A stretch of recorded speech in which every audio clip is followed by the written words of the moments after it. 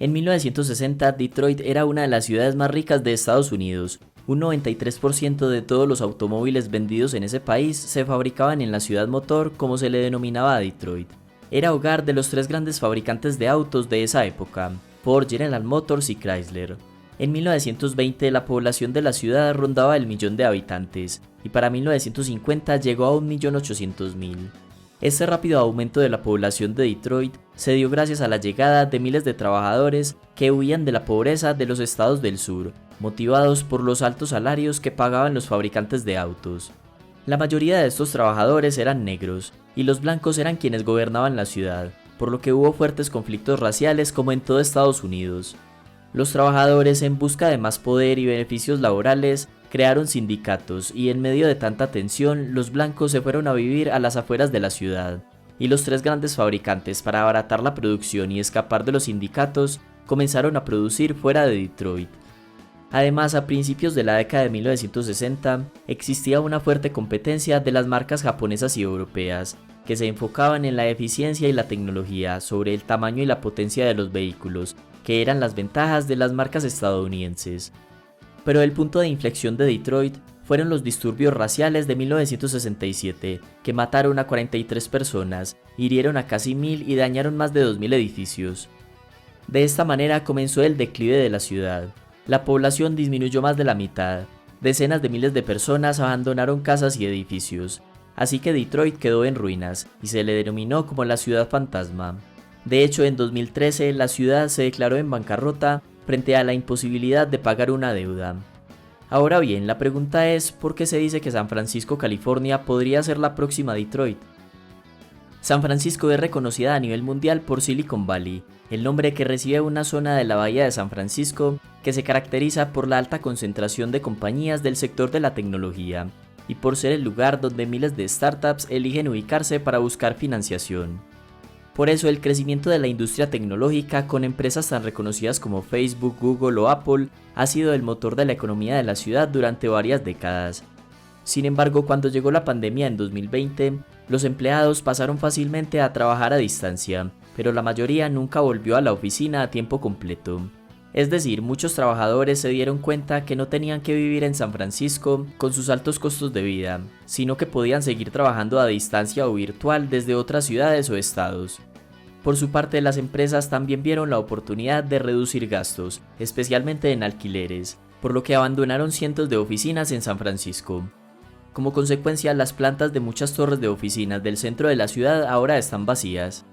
Se podría pensar que luego de la pandemia a muchas ciudades les ocurrió lo mismo. Sin embargo, San Francisco se vio mucho más afectada.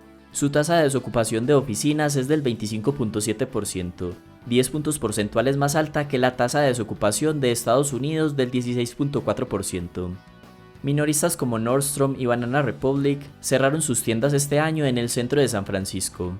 El propietario del mayor centro comercial de la ciudad, situado en el centro, va a entregarlo al banco en lugar de seguir pagando la deuda.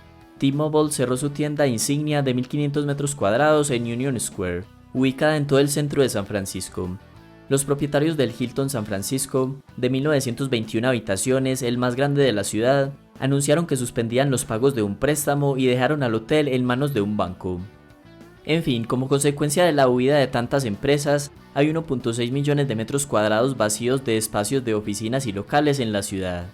En pocas palabras, como se volvió tan normal trabajar a distancia, virtual o a tiempo parcial, menos trabajadores necesitan ir al centro de la ciudad, donde están la mayoría de los negocios, y a menor tráfico de personas, menores son las ventas, lo cual obliga a muchas empresas a cerrar sus puertas.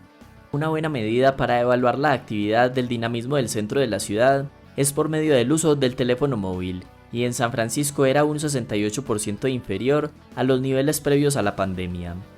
Entonces aquí es donde San Francisco se comienza a parecer a Detroit. Recordemos que en Detroit los fabricantes huyeron de los sindicatos y de los conflictos raciales, y en San Francisco las empresas están cerrando debido a que el centro de la ciudad está perdiendo su dinamismo.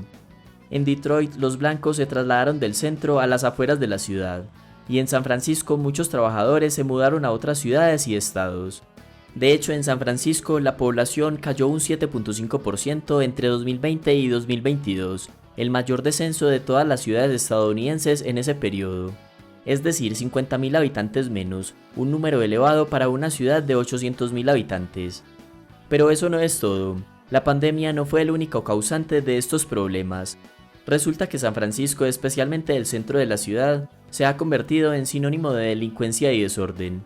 El abandono del centro por parte de los trabajadores de oficinas ha agravado antiguos problemas como el de las miles de personas viviendo en las calles, el consumo de drogas y la delincuencia, convirtiéndolo en un lugar menos atractivo para visitar y vivir. Sacar a los indigentes de las calles ha resultado difícil debido a la prolongada escasez de vivienda y a una orden judicial que dificulta su expulsión contra su voluntad.